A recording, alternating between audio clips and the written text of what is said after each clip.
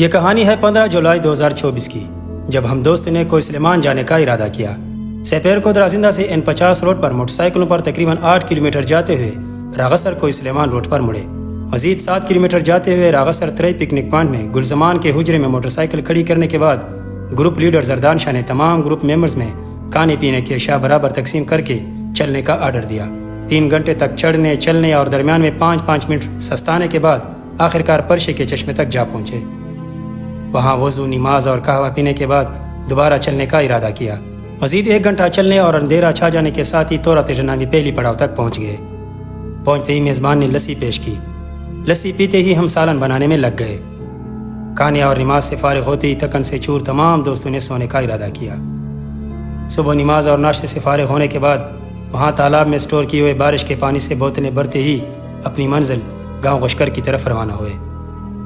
تبک نامی راستے سے ہوتے ہوئے 1 گھنٹے بعد جو ہی غشکر کی آبادی نظر آئی تو سب کی جان میں جان آ گئی۔ پہاڑوں پہ چھائی ہوئی دھند، ٹھنڈی ہوائیں، گنے جنگل، بھیڑ بکریوں کے گلے میں بندی، گھنٹیوں کی آوازیں اور گاؤں کے کچے مکانات سے گزرتے ہوئے عجیب سی کیفیت محسوس ہوئی۔ خیر گاؤں میں چلتے چلتے دوست کے حجر تک پہنچ گئے۔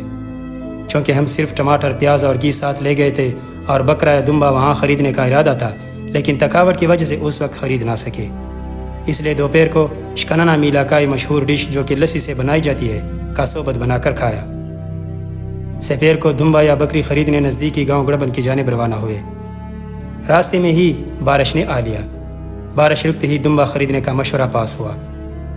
تھوڑی دیر بعد گڑبن میں گزارنے کے بعد واپس گوش کر اپنے حجرے چلتے بنے۔ حجرے میں دمبا ذبح کیا اور وہاں کے دوست نے لاندے بنانے کا مشورہ دیا۔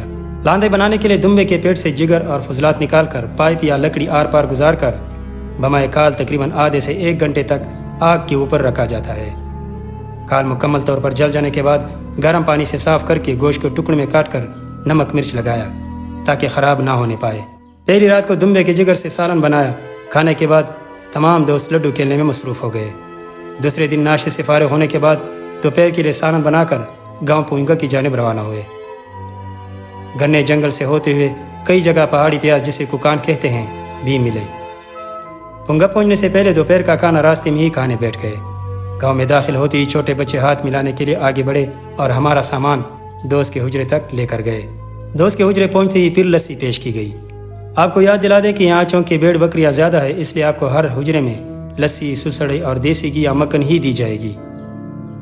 لسی پینے کے بعد سبھی دوستوں نے سونے کا ارادہ کیا۔ پونگا کا موسم غشکر کی نسبت کافی ٹھنڈا ہوتا ہے، اس لیے ہر کوئی موٹی چادر اڑے بغیر نہ رہ سکے۔ سپیر کو نزدیکی گاؤں لان نشپن کو دیکھنے کا ارادہ کیا، جو کہ 40 منٹ کی مسافت پر ہے۔ لان نشپن انتہائی خوبصورت گاؤں ہے۔ سبزہ ہی سبزہ اور ہر طرف دیودار کے اونچے اونچے درخت نظر آتے ہیں۔ یہاں کے ایک دوست نے بتایا کہ اگر گھر کو فون کرنا ہو تو یہاں آگے ایک جگہ پر موبائل سگنل آتے ہیں۔ یاد رہے کہ سلیمان میں نیٹ ورک کا نہ ہونا بہت بڑا مسئلہ ہے۔ ہم نے وہاں مخصوص جگہ جا کر گھروں کو فون کیے، خیر خیریت دریافت کی۔ واپسی پر گاؤں لان نشپن کے ایک دوست نے چائے اور دیسی گھی لگائی روٹی کھلائی۔ یہاں سے فارغ ہوتے ہی واپس پونگا روانہ ہوئے۔ پونگا پہنچتے ہی سالن بنانے میں لگ گئے۔ یاد رہے یہاں گھوم پھر کر تکنے کے بعد ٹائم پاس کے لیے یا تو سالن بنایا جاتا ہے اور یا ہی لڈو کھیلا جاتا ہے۔ پونگا میں رات گزارنے کے بعد صبح ناشتے سے فارغ ہو کر دوست نے جاتے ہوئے ہم کو حجرے کے دروازے سے رخصت کیا۔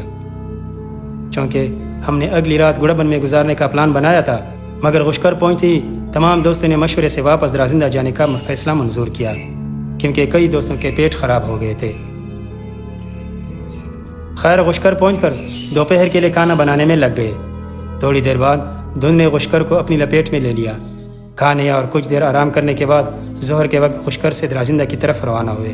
تبک کے راستے سے ہوتے ہوئے تورا تجرک کے بعد پرشے کے چشمے پر تھوڑی دیر سستانے اور پانی کے بوتل بھرنے کے بعد راغسر روانہ ہوئے۔